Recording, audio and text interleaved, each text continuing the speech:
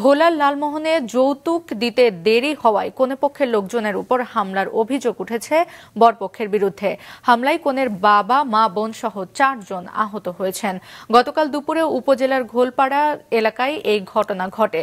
কনের স্বজনরা জানিয়েছেন, গত ঈদুল ফিতরের সময় সালেহা বেগমের সাথে পৌরসভার 4 নম্বর ওয়ার্ডের বাসিন্দা মোহাম্মদ রুবেলের সঙ্গে পারিবারিকভাবে বিয়ে হয়। তখন বরপক্ষ নগদ 2 লাখ টাকা ও 2 ভরি স্বর্ণ দাবি করে।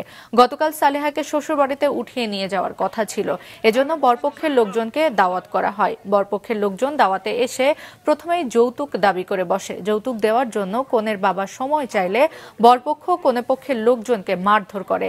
এ ঘটনায় ভুক্তভোগীরা থানায় এসে অভিযোগ করলে আইনগত ব্যবস্থা নেওয়া হবে বলে জানিয়েছে পুলিশ।